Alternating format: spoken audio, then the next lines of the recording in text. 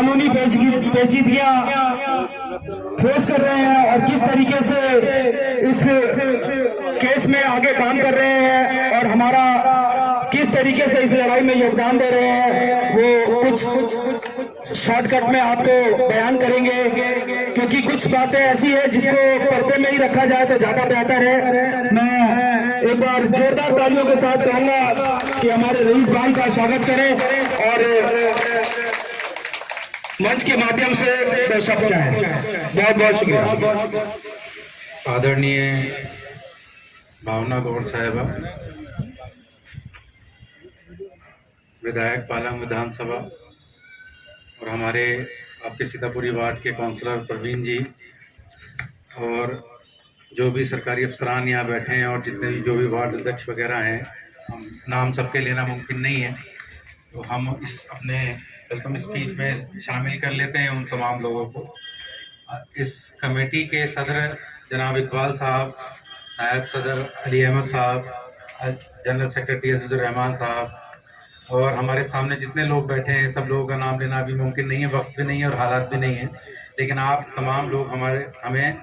और अपने आप को इस तमाम पूरी स्पीच के अंदर, क्योंकि हम आपका हिस्सा हैं और आपकी तरफ से एक रिप्रेजेंटेशन है मैडम के सामने और आप तमाम लोगों के सामने, तो अपने आप को हमारी स्पीच का हिस्सा समझते हुए हमारी तरफ से आप खैर मकदम कबूल फरमाएं। आदरणीय भावना गौड़ मैम की जो कोशिशें हमें कमेटी ने बताई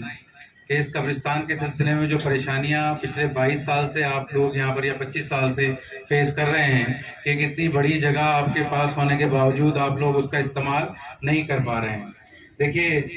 क्योंकि एक वकील होने की हैसियत से हम थोड़ा सा कानूनी पहलू बयान करेंगे। आपके सामने आपके जो नेता हैं वो इसकी अच्छी लड़ाई आपके बीच में अब तक लड़ते आ रहे हैं, जिसकी वजह से हम भी उन कागजी कार्रवाइयों की बुनियाद पे ही आपका केस रिप्रेजेंट कर पाए हैं। आप ये जो बोर्ड लगे हुए दिखाई दे रहे हैं जिस पर स्टे लिया गया है अभी एक हफ्ते पहले, वो इन रिप्रेजेंटेशन जो आपकी इस विधानसभा का है या आपके वार्ड का है, चाहे भावना जी की कोशिश हो चाहे परवीन जी की कोशिश हो, उसमें जो कानूनी कार्रवाइयां पहले इन लोगों ने की हुई थी उसी को बुनियाद बना करके हम ये स्टे ले पाए और आपको ये इतनी बड़ी जगह पे परिचय मिल पाया। तो सबसे ज्यादा जो बधाई के पात्र हैं वो ये लोग हैं जो आपके बीच में बैठे हुए हैं, क्योंकि इन लोगों ने आपकी लड़ाई पहले ही इतनी मजबूत कर दी थी कागजी तौर पर कि हमें बहुत सारी इंफॉर्मेशन उन कागजात के थ्रू मिल सकी, लेकिन उसके बावजूद भी कानून के अंदर कुछ कानूनी पेचीदगियां होती हैं और उसके अंदर कुछ चीज़ों की दरकार होती है कि आप लोग उसको कोर्ट को चीज़ें प्रोवाइड कराएं, तब वो आपके हक में फैसला देती हैं। देखिए, वक्त जो चीज़ होती है, वक्त अगर कोई नहीं जानता है तो वो समझ ले,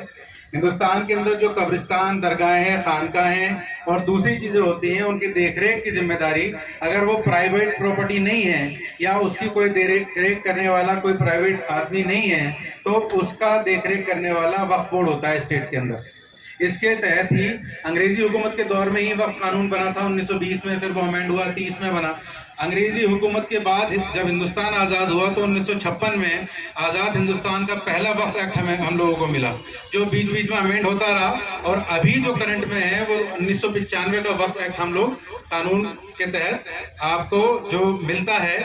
वो अवेलेबल है। उसके अंदर भी जो एक पेचीदगी है वो ये पेचीदगी है कि अगर वक्फ बोर्ड के अंदर कोई जमीन रजिस्टर्ड नहीं है तो जो लोकल लोग हैं या जो भी देखरेख करने वाले लोग हैं या कोई कमेटी है, एसोसिएशन है, सोसाइटी है या ट्रस्ट है, जो भी देखरेख करती है उस जमीन की, उसे चाहिए कि वो जल्द से जल्द उसके अंदर रजिस्टर कर ले। लेकिन अगर बाई चांस कोई कमेटी उसे नहीं देख रही है और वो ग्राम सभा के अंदर अगर वो लैंड रजिस्टर है, तो ग्राम सभा को ये चाहिए कि जब वो एरिया अर्बनाइज होता है तो उस एरिया के अंदर अगर कोई भी कब्रिस्तान या शमशान घाट आता है तो उसे चाहिए, अर्बन मिनिस्ट्री का एक 2017 का एक रूल है, जो जब FAR रिवाइज हुए थे इन सारे एरियाज के 2000 में, तो कानून DDA ने खुद ही बनाया था कि कब्रिस्तान और शमशान की भूमियों को कोई भी ना DDA लेगा ना कोई लेगा, उनका खुद का DDA का अपना कानून है, जिसे अर्बन डेवलपमेंट मिनिस्ट्री भारत सरकार ने पास करके 30 जून 2017 को रिवर्ट किया है और यहाँ वापस भेजा है और पूरे भारत में लागू किया है, दिल्ली में लागू किया है। उसके तहत उसके अंदर क्लियर इंस्ट्रक्शन इस बात की है कि कोई भी कब्रिस्तान और शमशान घाट की जमीन डीडीए अपने पास रख ही नहीं सकता। सबसे पहली बात, उसे वो जीएनसीटी को, जो लोकल गवर्नमेंट है, गवर्नमेंट ऑफ दिल्ली है, या लोकल बॉडी एमसीडी को वापस करना होगा। उसकी ऑनरशिप वो ले ही नहीं सकता। तो जिसने भी शुरुआत में यहाँ शरारत की है, उसने ये शरारत की है कि उन्होंने डीडीओ को यहाँ ये बताया ही नहीं है अपने कागजात में कि ये कब्रिस्तान है, जबकि ये कब्रिस्तान सैकड़ों सालों से है। जो इसके खसरा खतौनी है वो 50 साल पुराने खसरा खतौनी अवेलेबल हैं, और उसी के सबूतों से ये बात मालूम चल सकी कि ये सैकड़ों सालों से कब्रिस्तान है। ये जो ट्यूबवेल की जमीन थी, आपकी ट्यूबवेल यहाँ लगा हुआ, तो 100 साल पुरानी जो कब्रें थी, जो अभी पीछे दोनों यहाँ उखाड़ दी गई करबला की जमीन पर, और आप लोग 10 सालों 20 सालों से आप इसे करबला के तौर पर इस्तेमाल कर रहे हैं। वो सिर्फ एक निशान मिटाने की कोशिशें थी,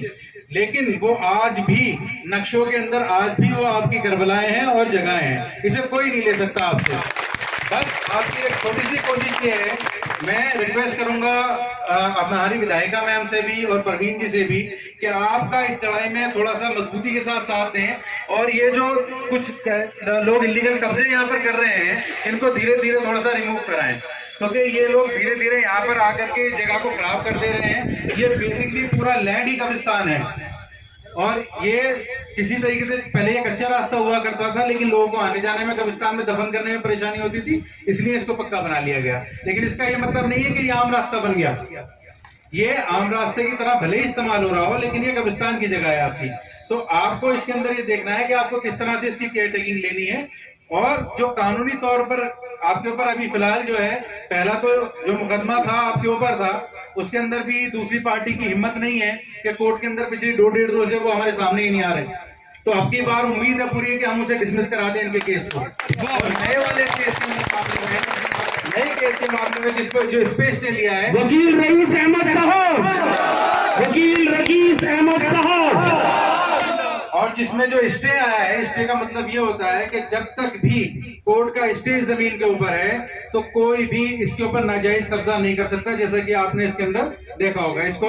यहाँ पर कंप्लायंस करा दिया गया है। पूरी तरह से पुलिस और प्रशासन आपके साथ कोऑपरेट कर रहा है बहुत अच्छी तरीके से। जब यहाँ पर कुछ मिट्टी वगैरह निकालने की कोशिश की गई, कब्रें उखाड़ने की कोशिश की गई, उस वक्त भी प्रशासन ने फौरन आकर के तमाम जो भी यहाँ पर चोरी कर रहे थे मट्टियां, उनको इमीडिएटली पकड़ा और 24 घंटे से ज्यादा थाने के अंदर बंद रखा तमाम गाड़ियों को और तमाम। तो ये आप लोगों की बेदारी थी कि रमजान की रातों के अंदर आपने 11 बजे यहाँ 200-250 लोगों की तादाद में इकट्ठा होकर के इस जगह को उस वक्त बचाया, नहीं तो शायद ये जगह भी कब्जा हो गई होती जिस तरीके से दूसरी जगह कब्जा हो गई है। तो कानूनी तौर पर आपका जो हक है वो पूरी तरह से बरकरार है, लेकिन वो तभी है जबकि आप उसके अंदर बेदारी दिखाएं। ये जो लोग हैं आपके सामने, कब्रिस्तान कमेटी के जो लोग हैं, ये बुजुर्ग हैं, ये नौजवान हैं,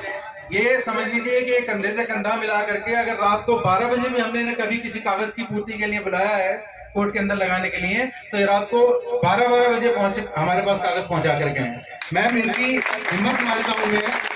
हम वकील अपने आप में कुछ नहीं करेगा जब तक के लड़ने वाला साथ में वो मजबूत ना हो। इनके जो कागजात थे उसी की बुनियाद पर हमने इनको मजबूती दिलाई कोर्ट के अंदर, और कोर्ट ने ये माना। पूरे दिन की 6 बार कम से कम लगभग हमें टाइम मिला और स्टे नहीं मिल रहा था इसके ऊपर, लेकिन बार जज साहब ने कहा कि नहीं, हम स्टे एकदम से नहीं दे पाएंगे। लेकिन हमने रीजन इस तरह के रखे, इनकी कानूनी कार्रवाइयां जो पहले आप लोगों ने मदद की हुई थी वो कागजात कोर्ट के अंदर पेश किए, तमाम सबूत पेश किए, फोटोग्राफ्स पेश किए, और आखिर में जाकर के शाम को 3:30 बजे जज साहिबा को मजबूर होना पड़ा और उन्होंने इसके ऊपर स्टे दिया।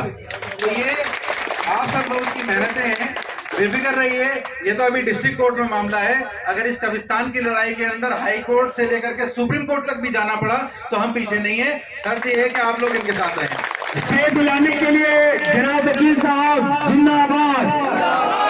वकील साहब का बहुत बहुत शुक्रिया इस करबला लैंड पर स्टे दिलाने के लिए, बहुत बहुत शुक्रिया। मैम से एक छोटा सा इसमें एक रिक्वेस्ट है, जैसा कि इन लोगों ने भी पहले कुछ कहा है, आपसे रिक्वेस्ट की हुई है कि ये जो एक कच्चा दरवाजा अभी बना करके स्वागत के लिए आपके बनाया गया है,